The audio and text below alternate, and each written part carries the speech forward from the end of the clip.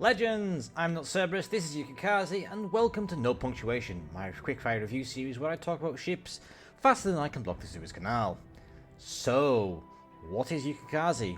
Well, it's a Kagero at tier 6, armed with the F3 torpedoes that you can fit into the Yukikaze and Yudachi, and that basically is Yukikaze in a nutshell. You can get this ship should you want it for 12,000 Stellar credits from the Stellar Clash event, but you will have to spend at least 4,000 doubloons for one of the premium missions, as you can only earn up to around 10,000 credits for free by obtaining the daily medals and the challenges that reset every 3 days. Or, if you really want it, you can buy the 3 premium missions for 12,000 doubloons and play standard battles in the destroyer, cruiser and battleship for a few games, and hey presto, Yukikaze will be yours. Just a quick note that this review may well be a bit, well, all over the place in structure, as I did write it over 2 days, and naturally with mood changes, so does my style of writing, but damn it, I'm too lazy to rewrite it, so you just have to deal with it. Anyways, onwards. I'm really at loss with how I am with this ship. Having 21,000 to 23,000 damage torpedoes to the 76 knot base speed at tier 6 should be utterly hilarious and broken, but I just kind of feel numb. It's uninspired, dull and boring to play.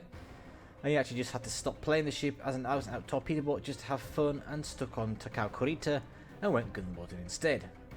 It brings absolutely nothing new to the table and is just exactly what you'd expect from a Japanese destroyer. Fast, powerful torpedoes matched with ridiculously low sea detectability and fairly weak and crappy guns. If you like Japanese destroyers, you'll like this boat. If you don't, then you won't.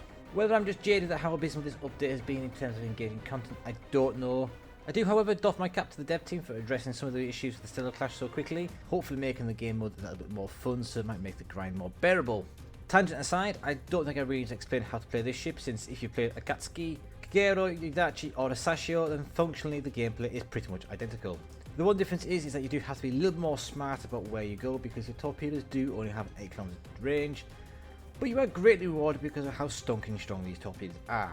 As mentioned before, I actually had more fun playing this ship with a suboptimal gunboat commander from my Akizuki, which may seem weird, but I like to actually be able to survive an engagement with another gunboat. Even though Yukikaze's guns have a very slow traverse speed and rate of fire, they slap pretty hard, they have a decent fire chance. You also have a pretty chunky hit point pool, and well, you've also got good concealment and potent torpedoes. But I do suspect most of you will probably run the tried and tested Tanaka Fun Times build, going full concealment and torpedo focus. For strengths and weaknesses, it's pretty straightforward to summarise. In the green corner, Yukikaze has a decent hit point pool with just over 15,000 hit points base. She's the fastest, most powerful torpedoes at her tier. She has 6 hard-hitting guns with OK ballistics, complete with the concealment with up to 4.5 km detection on a max concealment build, and a pretty decent rudder shift. And in the other corner, we have torpedoes that are pretty short range at 8 km with a sizable reload time, although 80 seconds on the full torpedo spec build isn't too shabby. She's not the most nimble of destroyers, she has quite a large turning circle, she has a long reload time and touch reverse speed, and she feels fairly slow and sluggish, and she lacks the torpedo reload booster of a Sashio. Moving quickly on how I would rate the ship. Well, ease of play, I've given her a 3. While her torpedoes are devastating when you hit, their relative short range may catch a few inexperienced players off guard and end up getting them detected at an inconvenient time. For fun factor, I've given her a 4. When everything goes to plan, you can expect to have a good time giggling maniacally when you can sink a tier 5 battleship in 3 torpedoes. For effectiveness, I've given her a 3. You're a master at dispatching the big boys, but if you're not careful, you fish through the cruisers and gunboats alike. And competitive, I've given her a rather lowly 2, which is perhaps controversial, but personally I don't find IGN DDs to be that effective in a competitive environment due to the lack of sonar, radar or effective guns, which means that if you come across a more utility focused destroyer on the enemy team, then you're going to have the shit kicked out of you pretty quickly. For value for money, I'm not going to score this one because it depends on what route you take. You can grind most of your way up to the ship, up to about 10,000 credits, by completing the missions and medals on a daily basis in Stellar Clash, or you can just buy the 3 missions for 12,000 doubloons and play standard. For me, it's a no-brainer.